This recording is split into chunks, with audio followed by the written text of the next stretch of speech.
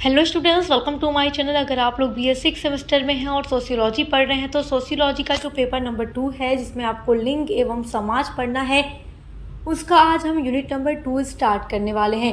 जितने भी बच्चे 2025-26 बैच में हैं या 26-27, 27-28 या 28-29 में परीक्षा देंगे, उन सभी बच्चों के लिए आज का वीडियो इम्पोर्टेंट है, क्योंकि देखिए जो आपका सिलेबस है इस ईयर में या आगे ईयर में सब यही होगा। ओके, यही सारे टॉपिक्स आपको पढ़ने होंगे और इसी का एग्ज़ाम आपको देना होगा। तो एक सीक्वेंस में हर एक सब्जेक्ट की क्लासेस हम करवा रहे हैं और यूनिट नंबर 1 पर 3 वीडियोस अपलोड की हैं, यानी 3 पार्ट्स में आपकी यूनिट नंबर 1 कंप्लीट हुई है और आज का वीडियो यूनिट नंबर 2 का पार्ट 1 है, क्योंकि आपके यूनिट नंबर 2 में भी बहुत सारे टॉपिक हैं। और आज की वीडियो का टॉपिक है परिवार का अर्थ और परिभाषा। यहाँ पर आपको कुछ प्रश्न नज़र आ रहे होंगे, ये सारे आपके यूनिट नंबर 2 से बनने वाले कुछ इम्पॉर्टेंट प्रश्न हैं जो एग्ज़ाम में पूछे जाएंगे। इन पर भी अभी हम डिस्कस करेंगे। पहले कुछ इम्पॉर्टेंट बात आपको बताना चाहती हूँ। देखिए, यूनिट नंबर 2 में आपको कई सारे टॉपिक पढ़ना है, जैसे परिवार में महिलाएं, उसके अलावा लिंग समाजीकरण के बारे में, नारीवाद जो आंदोलन हुआ उसके बारे में आपको पढ़ना है, और जो लिंग असमानता और जाति है, वर्ग है, उसके बारे में आपको पढ़ना है। तो ये सारे टॉपिक आपके यूनिट नंबर 2 के हैं। आज का वीडियो आपके यूनिट नंबर 2 का जो है पार्ट 1 है, जिसमें हम परिवार का अर्थ और परिभाषा और परिवार में जो भी महिलाएं की स्थिति, जो कुछ भी टॉपिक इम्पॉर्टेंट है वो हम पढ़ने वाले हैं। तो ये आपके यूनिट नंबर 2 का पहला टॉपिक है और इस पहले टॉपिक से कई तरीके से आपसे प्रश्न बन सकता है। उन प्रश्नों के बारे में भी मैं आपसे वीडियो के स्टार्ट में ही चर्चा करना चाहती हूँ, ताकि आप जान जाएं कि जो टॉपिक आप पढ़ने जा रहे हैं उस टॉपिक से किस तरीके से एग्ज़ाम में आपका लॉन्ग क्वेश्चन पूछा जाएगा। तो जो टॉपिक आप पढ़ेंगे इसमें आपसे प्रश्न बन सकता है, परिवार से क्या अभिप्राय है, या परिवार को परिभाषित कीजिए, लिंग पहचान एवं समाजीकरण प्रथाओं में परिवार का योगदान समझाइए। और यही प्रश्न आपसे ऐसे भी पूछ सकता है, लिंग प्रभेद में परिवार के योगदान की विवेचना कीजिए।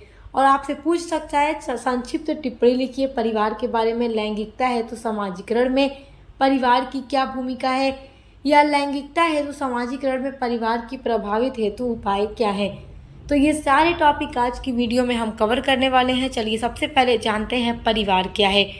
तो सबसे पहले हम परिवार का अर्थ और उसकी परिभाषा जानेंगे। ऑलरेडी आप फर्स्ट सेमेस्टर में या सेकंड सेमेस्टर में जब थे तो आप परिवार के बारे में, परिवार की परिभाषा, इसकी विशेषता सब कुछ पढ़ चुके हैं। लेकिन यहाँ पर अब आपका कुछ जो टॉपिक है वो परिवार में महिलाओं की स्थिति से है, और जो लिंग असमानताएं हैं या जो भी लिंग है महिला और पुरुष, उनके बारे में आपको थोड़ा यहाँ पढ़ना है। तो परिवार का अर्थ पहले देखते हैं अलग अलग विद्वानों ने क्या कहा है परिवार के लिए। तो देखिए, ऑगबर्न और नीम कॉफ ने लिखा है, बच्चों सहित अथवा रहित, मतलब बच्चे हो भी सकते हैं या नहीं भी हो सकते, एक पति पत्नी के या किसी एक पुरुष या स्त्री के अकेले ही बच्चे सहित एक थोड़े अस्थायी संघ को परिवार कहते हैं। मतलब अगर पति पत्नी अकेले रहते हैं तो भी वो परिवार है, अगर पति पत्नी के बच्चे नहीं हैं, बस मियाँ बीवी मतलब हस्बैंड वाइफ रह रहे हैं, तो भी वो फैमिली कही जाएगी। अगर उनके केवल एक ही बच्चा है तो भी वो फैमिली कही जाएगी, उनके बहुत सारे बच्चे हैं तो भी वो फैमिली कही जाएगी। तो ये डेफिनेशन है ऑगबर्न और नीम कॉफ के अकॉर्डिंग। अब देखिए अगली डेफिनेशन है मैकाइवर और पेज के अकॉर्डिंग। तो मैकाइवर और पेज ने परिवार के कामों और उद्देश्यों पर बल देते हुए ये कहा है कि जो परिवार है पर्याप्त निश्चित यौन संबंध द्वारा परिभाषित एक ऐसा समूह है जो बच्चे को पैदा करने तथा लालन पालन करने की व्यवस्था करता है। देखिए, मैकाइवर और पेज कहते हैं कि जो परिवार है वो यौन संबंध द्वारा परिभाषित एक समूह होता है और जो बच्चे पैदा करने की पूरी व्यवस्था करता है और उनके लालन पालन की, उनका पालन पोषण करने की भी व्यवस्था करता है। क्योंकि सोसाइटी में जब भी किसी की शादी हो जाती है, लड़की और लड़का की जब शादी हो जाती है, तो सोसाइटी उन्हें यौन संबंधों की परमिशन देती है। उसके बाद जो भी औलाद पैदा होती है उसको लोग लीगल औलाद मानते हैं, मतलब सही औलाद मानते हैं। तो बच्चों को पैदा करने की और उनका लालन पालन करने की पूरी जो व्यवस्था है वो परिवार है। तो ये डेफिनेशन है मैकाइवर और पेज के अकॉर्डिंग। अब देखिए यहाँ अगली डेफिनेशन है डॉक्टर D.N. मजूमदार के अकॉर्डिंग। तो ये अपने शब्दों में लिखते हैं कि परिवार ऐसे व्यक्तियों का समूह है जो एक मकान में रहते हैं, एक रक्त द्वारा संबंधित हैं। देखिए, आपके फैमिली में आपके मम्मी पापा, भाई बहन, दादी दादा सब लोग एक ही घर में रह रहे हैं। तो आप एक ही घर में रह रहे हैं क्योंकि आप फैमिली हैं। सबका एक दूसरे के साथ खून का रिश्ता है और आस्थान, स्वार्थ और पारस्परिक कर्तव्य बोध के आधार पर समान होने की चेतना व भावना रखते हैं। तो हर तरीके से वो एक दूसरे के हैं, एक दूसरे के लिए सगे हैं, एक परिवार में रहते हैं, एक घर में रहते हैं, एक फैमिली है, आपस में खून का रिश्ता है। वास्तव में देखिए, परिवार जो है स्त्री पुरुष के यौन संबंधों द्वारा संगठित लगभग एक अस्थायी संगठन होता है। उपर्युक्त परिभाषा जो भी आपने देखी है, अलग अलग विद्वानों के अनुसार आपने अभी जो 3 परिभाषाएं देखी हैं, उनके अंतर्गत विवाह संबंध, कुछ आर्थिक व्यवस्था, वंश नाम की व्यवस्था, एक सामान्य निवास होता है, सार्वभौमिकता होती है, सीमित आकार होता है, भावात्मक आकार होता है, सदस्यों का उत्तरदायित्व आदि विशेषताओं को व्यक्त कौन सा करता है? परिवार, फैमिली। तो फैमिली क्या है, परिवार क्या है, वो आप आई होप कि समझ गए होंगे। ये तो आप अपने शब्दों में बनाकर भी लिख लेंगे। अब देखते हैं अगली हेडिंग है लैंगिकता हेतु समाजीकरण में परिवार की भूमिका। देखिए, लैंगिकता जो भी जेंडर होता है, महिला और पुरुष जो होते हैं, उनको लेकर के सोसाइटी में बहुत सारी अलग अलग अपेक्षाएं हैं। जैसे आपने यूनिट नंबर 1 में पढ़ा था कि जो सोसाइटी है वो पुरुषों से अलग अपेक्षा करता है, महिलाओं से अलग अपेक्षा करता है। महिलाओं की समाज में लिंग के आधार पर देखिए काम का भी बंटवारा हो चुका है, किसको क्या काम करना है और किस तरीके से क्या सोसाइटी में महिला और पुरुष की भूमिका है, ये सब कुछ आप पढ़ चुके हैं। तो आई होप कि आप आगे चीज़ों को समझने में दिक्कत आपको नहीं आ रही होगी। ठीक है, उम्मीद करती हूँ कि आगे का टॉपिक समझने में आपको दिक्कत नहीं आ रही होगी। अगर यूनिट नंबर 1 आपने नहीं पढ़ी है तो आप पढ़ लीजिएगा, तभी आप आगे के टॉपिक को समझ पाएंगे। तो देखिए, लैंगिकता है तो समाजीकरण। समाजीकरण क्या होता है ये मैं कई बार आप लोगों को बता चुकी हूँ। देखिए, मैंने कई महासंग्राम रिवीजन क्लास भी अपलोड की है सोशियोलॉजी के लिए, तो उसमें समाजीकरण एक बहुत ही इम्पोर्टेंट प्रश्न मैंने आपके लिए रखा था। समाजीकरण एक सीखने की प्रक्रिया है। जब भी कोई बच्चा पैदा होता है वो चीज़ों को सीख कर पैदा नहीं होता, जबकि वो सोसाइटी में रहकर धीरे धीरे सीखता है पैदा होने के बाद, जैसे जैसे बड़ा होता है। और जो सीखने की प्रक्रिया है ये आजीवन चलने वाली प्रक्रिया है, कभी समाप्त नहीं होती। तो देखिए, बच्चा हो या बच्ची, यानी लड़का हो या लड़की, दोनों को परिवार किस नज़र से देखता है। देखो, आज भी बहुत सारे लोग लड़कों को अधिक महत्व देते हैं। तो वही चीज़ यहाँ पर आपको पढ़ना है, लैंगिकता हेतु समाजीकरण में परिवार की क्या भूमिका है, परिवार अपना किस तरीके से रोल अदा करता है। तो आइए वही चीज़ यहाँ पर देखने का और जानने का प्रयास करते हैं।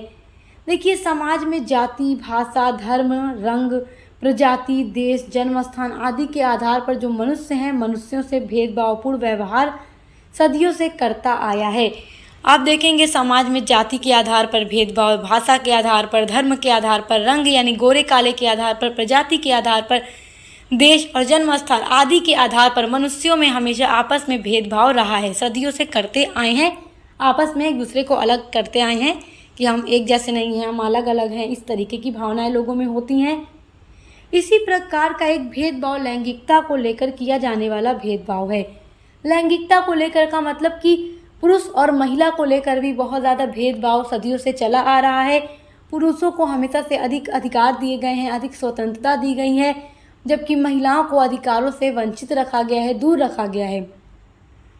महिलाओं की जो कंडीशन थी आज तो बहुत अच्छी हो गई है। महिलाओं की जो पहले कंडीशन थी वो बहुत ही ख़राब थी, बहुत ही शोचनीय थी।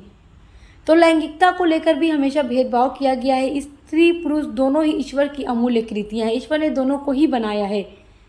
या यूँ कहें कि एक व्यक्ति की 2 आँखों के समान है ये दोनों, फिर भी स्त्रियों को सदैव पुरुषों की अपेक्षा नीचा समझा जाता है। मतलब जैसे व्यक्ति की 2 आँखें बराबर हैं, एक जैसी हैं, तो वैसे ही आप कह सकते हैं कि ईश्वर के द्वारा बनाई गई दोनों ही अमूल्य कृतियाँ हैं, लेकिन फिर भी महिलाओं को हमेशा पुरुषों की तुलना में कम समझा जाता है। उनसे सम्मानपूर्ण एवं बराबरी का व्यवहार नहीं किया जाता। मतलब लोग कहते हैं कि जो भी सम्मान और अधिकार पुरुष रखता है उसका अधिकार महिलाओं को नहीं है। बट आज के टाइम में तो बहुत चीज़ें बदल चुकी हैं। आज महिलाओं को बहुत अधिक सम्मान दिया जा रहा है, क्योंकि इनके लिए अलग अलग प्रकार के आंदोलन चलाए गए, जो कि आप अगली वीडियो में पढ़ेंगे नारीवाद आंदोलन के बारे में। चूँकि कोई भी व्यक्ति के विचारों, आदर्शों, मान्यताओं तथा दृष्टिकोण की नींव परिवार में पड़ती है, अतः इस ज्वलंत समस्या का समाधान भी पारिवारिक पृष्ठभूमि में खोजने का प्रयास इन बिंदुओं के अंतर्गत किया जा रहा है। यहाँ कुछ बिंदुओं के माध्यम से हम उन सारी चीज़ों को जानेंगे। पहला आपका पॉइंट है या पहली आपकी हेडिंग है सर्वांगीण विकास का कार्य। सर्वांगीण विकास तो मैं आपको बहुत बार बता चुकी हूँ क्या होता है। देखिए, सर्वांगीण विकास से तात्पर्य होता है शरीर, मन, बुद्धि का समन्वयकारी विकास, यानी कि शारीरिक, मानसिक, आर्थिक या आप कह सकते हैं नैतिक, हर प्रकार का विकास मनुष्य का अगर हो रहा है तो समझिए सर्वांगीण विकास हो रहा है। तो परिवार जो फैमिली है, परिवार को अपने सभी बच्चे, चाहे वह लड़की हो या लड़का, सर्वांगीण विकास का प्रयास कार्य करना चाहिए। परिवार को ये नहीं सोचना चाहिए कि लड़कों को अधिक आज़ादी दी जाए, अधिक अधिकार दिए जाएं और लड़कियों को हर चीज़ से अलग रखा जाए, जबकि दोनों के पालन पोषण में, दोनों के अधिकार में, दोनों के सर्वांगीण विकास में परिवार को समान भूमिका निभाना चाहिए। लड़की या लड़का में भेदभाव नहीं करना चाहिए। बहुत से लोग लड़कों को अच्छे एजुकेशन देते हैं, लड़कियों को बस नॉर्मल स्कूल में पढ़ा के मतलब कहते हैं तुम पढ़ के क्या करोगी। तो दोनों को बराबर एजुकेशन दो, दोनों को अच्छे कॉलेजेस में पढ़ाओ, स्कूल में पढ़ाओ, यूनिवर्सिटी में भेजो। जो पढ़ना चाहते हैं, जिसमें दिल लगता है, वो करने की आज़ादी होनी चाहिए। तो मतलब लड़की या लड़का दोनों के सर्वांगीण विकास में परिवार को बराबर का काम करना चाहिए, जिससे उनमें किसी भी प्रकार की हीनता का भाव ना पनप पाए। अगर किसी परिवार के अंदर लड़कों को अधिक महत्व दिया जा रहा है, लड़की को कम महत्व दिया जा रहा है, तो लड़की बहुत उदास रहने लगेगी। आप देखेंगे वो खुद को बहुत ऐसा महसूस करेगी जैसे उसको समझने वाला कोई है नहीं। तो इस तरीके की चीज़ें परिवार के अंदर नहीं होनी चाहिए। जिन बालकों का सर्वांगीण विकास नहीं होता, उनमें हीनता की भावना व्याप्त रहती है और वे विकृत मानसिकता के शिकार होकर लैंगिक भेदभाव को जन्म देते हैं। अगर बच्चों को बचपन से ही सिखाया जाए कि लड़की लड़का दोनों में भेदभाव नहीं होना चाहिए, दोनों ही समान हैं, दोनों का महत्व बराबर है, आपस में मिलकर रहना है, दोनों में लड़ाई झगड़ा नहीं होनी चाहिए, आप लोग भाई बहन हैं, इस तरीके की चीज़ें बच्चों को घर में सिखाई जाए तो बच्चे हमेशा अच्छे बनेंगे और महिलाओं का सम्मान करेंगे। तो अगर बच्चों का अच्छे से सर्वांगीण विकास नहीं होगा तो वो लैंगिक भेदभाव को जन्म दे देते हैं तथा महिलाओं के प्रति संकीर्ण विचार रखने लगते हैं। दूसरी हेडिंग है, देखिए, समानता का व्यवहार। देखिए, परिवार में यदि लड़के लड़कियों के प्रति समानता का व्यवहार किया जाता है तो ऐसे परिवारों में लिंग या भेदभाव कम होते हैं। समानता के व्यवहार के अंतर्गत लड़के लड़कियों को पारिवारिक कार्यों में समान स्थान देना चाहिए, समान शिक्षा देनी चाहिए, रहन सहन और खान पान की सुविधाएं भी प्राप्त होनी चाहिए और लड़की या लड़का दोनों में बराबर होना चाहिए, जिससे आरंभ से ही बालकों में श्रेष्ठता का बोध स्थापित ना हो। अगर आप ही बच्चों के साथ, अपने बच्चों के साथ दो तरह करें तो लड़कों को यही लगेगा ना कि हम लड़के अलग हैं, लड़कियां हमारे बराबरी में नहीं हैं। तो बचपन से उनके माइंड में वही चीज़ें बैठती चली जाएंगी और बड़े होकर वो क्या लैंगिक भेदभाव को जन्म देंगे। तो इसलिए बचपन से ही वो देखेंगे नहीं यार, हमारे घर में तो दोनों को बराबर मिला सम्मान, दोनों को बराबर शिक्षा, हर एक चीज़ बराबर मिली, तो हम कैसे कह सकते हैं कि लड़कियां लड़कों के बराबर में नहीं हो सकती। और वे बालिकाओं और भविष्य में महिलाओं के साथ समान व्यवहार करेंगे। जो भी बच्चा इन चीज़ों को देखेगा अपने घर में कि यार मेरे भाई बहनों में तो कभी दो तरह से नहीं हुआ, हमारे माता पिता ने कभी दो तरह नहीं किया, तो वो हमेशा अपने भविष्य में क्या करेगा, महिलाओं का सम्मान करेगा। पारिवारिक सदस्यों को चाहिए कि वे लिंग टिप्पणियों, भेदभाव तथा शाब्दिक निंदा और दुर्व्यवहार कदापि न करे, क्योंकि बालक जैसा देखता है वह वैसा ही अनुकरण करता है, वैसा ही सीखता है। इस प्रकार परिवार में किया जाने वाला समानता का व्यवहार लैंगिक भेदभाव को कम करने में महत्वपूर्ण भूमिका निर्वहन करता है। अगर घर में महिलाओं के साथ क्या होता है, डोमेस्टिक वायलेंस होता है, तो भी बच्चे वो चीज़ें बचपन से देखते हैं तो उन्हें ऐसा लगता है कि हाँ महिलाओं के साथ ऐसा करना चाहिए, ऐसा होना चाहिए, तो वही चीज़ें बच्चे सीखेंगे। अगर इन सभी चीज़ों को न किया जाए तो बच्चा वो चीज़ें नहीं देखेगा और हमेशा सही से काम करेगा और महिलाओं को सम्मान देगा। तो वही चीज़ यहाँ पर लिखी गई हैं कि बच्चे जैसा देखते हैं वैसा ही अनुकरण करते हैं, वैसा ही सीखते हैं, इसलिए बालक या बालिका दोनों में समान व्यवहार होना चाहिए। तीसरी हेडिंग है, समान शिक्षा की व्यवस्था। परिवारों में प्रायः यह देखा जाता है कि लड़के और लड़कियों की शिक्षा व्यवस्था में असमानता का व्यवहार किया जाता है। मतलब जिसे लड़कियां क्या है, उपेक्षित और पिछड़ी रह जाती हैं। लड़कों को अच्छे स्कूल कॉलेजेस में पढ़ने के लिए भेजा जाता है जबकि लड़कियों को नहीं पढ़ाया जाता। लड़कियों की शिक्षा की व्यवस्था भी उच्च कोटि की करनी चाहिए, परंतु पैसे इत्यादि की समस्याओं के कारण लड़कियों की रुचियां इत्यादि के अनुरूप शिक्षा व्यवस्था नहीं मिल पाती। मतलब लड़कियों की जैसी रुचि होती है, वो जैसा करना चाहती है वैसा नहीं कर पाती। बहुत फैमिली में क्या होता है, पैसे की थोड़ा परेशानी होती है, जिस वजह से वो लड़कों को ही पढ़ाते हैं, लड़कियों को नहीं पढ़ाते। तो लड़कियों को मतलब लड़कियां क्या है, बहुत ही पिछड़ी रह जाती हैं, लड़कों की तुलना में वो पीछे रह जाती हैं, और जो भी उनकी रुचि होती है, जिसमें भी उनका इंटरेस्ट होता है, वो काम नहीं कर पाती, उस तरीके की एजुकेशन नहीं ले पाती, जिससे वे स्वावलंबी नहीं बन पाती। अतः लैंगिक भेदभाव को कम करने के लिए लड़कों के समान ही लड़कियों की शिक्षा की व्यवस्था भी परिवार में करनी चाहिए, जिससे लड़के लड़की के साथ भेदभाव में लड़कियों की शैक्षिक स्थिति उन्नत होने में सुधार आएगा। तो फैमिली में ये सारी चीज़ें ऐसी होनी चाहिए। चौथा पॉइंट है, उदार दृष्टिकोण का विकास होना चाहिए। देखिए, परिवारों में महिलाओं और लड़कियों के प्रति संकीर्ण दृष्टिकोण बढ़ता जाता है। पारिवारिक कार्यों तथा महत्वपूर्ण जो भी विषय चल रहे होते हैं, उनमें निर्णय लेने या फैसले लेने के टाइम महिलाओं की राय पूछी तक नहीं जाती, और यही भाव परिवार की भावी पीढ़ियों में भी व्याप्त हो जाता है। अब मान लीजिए कि कोई भी घर में काम हो रहा है, जिसके लिए घर में राय बात चल रही है, और घर की महिलाएं अगर उसमें अपनी बात कहती हैं, तो घर के बड़े क्या कहते हैं, चलो ठीक है, महिलाएं राय नहीं देती, तुम लोग अपनी राय मत दो, हम पुरुष हैं, हम सब कुछ संभाल लेंगे। तो जो बच्चे छोटे होते हैं ना, उनके माइंड में ये बैठ जाता है कि राय हमेशा खुद की लेनी है, लड़कों की लेनी है, पुरुषों की लेनी है, ना कि घर की महिलाओं की, ना कि बीवी की, ना कि बहनों की। तो बच्चों के माइंड में ये फिक्स होने लगता है। तो इसलिए कोई भी काम करना हो, महिलाओं की भी राय पूछी जानी चाहिए, उस पर भी विचार किया जाना चाहिए। महिलाओं को किसी गलती का कठोर सामाजिक और पारिवारिक प्रतिबंध, देखिए यहाँ लिखा है, महिलाओं को कठोर सामाजिक और पारिवारिक प्रतिबंधों में रहना पड़ता है। यदि उनसे कोई चूक हो जाए या गलती भी हो जाए, तो उन्हें कठोर दंड दिए जाते हैं, उन्हें बहुत ज़्यादा बोला भी जाता है, डांटा जाता है। इस प्रकार परिवार के सदस्यों तथा रीति रिवाजों एवं परंपराओं में महिलाओं के प्रति उदार दृष्टिकोण का विकास करना चाहिए, ताकि महिलाओं को भी अपना विकास करने का मौका मिले। इस प्रकार महिलाओं को भी समुचित स्थान और सम्मान मिलेगा, और उनको समानता का अधिकार भी मिलेगा। पांचवा पॉइंट है, बालिकाओं के महत्व से अवगत कराना। देखो, घर में हमेशा अपने बच्चों को लड़कियों के महत्व से भी अवगत कराना चाहिए। देखो, परिवार को चाहिए कि वे अपने बालकों को यानी लड़कों को बालिकाओं के महत्व से परिचित कराएं, जिससे वे इनका थाक जमाने की बजाय सम्मान करना सीखें। बालिकाएं ही बहन होती हैं, माता या माँ या पत्नी होती हैं, और इन रूपों की उपेक्षा करके पुरुष का जीवन अपूर्ण रह जाएगा। इसलिए बहन हो, माँ हो या पत्नी हो, वो क्या है, औरत है, और आपको उनका सम्मान करना चाहिए। तो आई होप कि ये सारी चीज़ें आप समझ गए होंगे। अब आपकी अगली हेडिंग है, लैंगिकता हेतु समाजीकरण में परिवार की प्रभावित हेतु उपाय। तो लैंगिकता हेतु समाजीकरण में परिवार की क्या प्रभावित उपाय हैं। देखिए, परिवार को लैंगिकता की शिक्षा में प्रभावी भूमिका के निर्वहन के सुझाव निम्न प्रकार दिए जा सकते हैं। पहला पॉइंट है कि परिवार की लैंगिक भेदभाव को समाप्त में प्रभावित के लिए चाहिए कि घर के वृद्ध और प्रौढ़ जो भी घर के बड़े लोगों सदस्य हों, महिलाओं का सम्मान करें, ताकि छोटे जो भी बालक हैं, लड़के हैं, वो भी इन चीज़ों को देखें और समझ जाएं कि हमारे बुजुर्ग जो थे, हमारे जो बड़े थे, पूर्वज थे, उन्होंने हमेशा महिलाओं का सम्मान किया है, और हमें भी महिलाओं का सम्मान करना है। दूसरा पॉइंट है, परिवार को लैंगिकता में प्रभावी भूमिका के निर्वहन करने के लिए शिक्षा को प्रचार प्रसार अपने सभी सदस्यों हेतु करना चाहिए। तीसरा पॉइंट है, परिवार को चाहिए कि वे अपने सभी सदस्यों के साथ समानता का व्यवहार करें, चाहे फिर वो महिला हो या पुरुष। चौथा पॉइंट है, लोकतांत्रिक आदर्शों एवं मूल्यों को अपनाना चाहिए।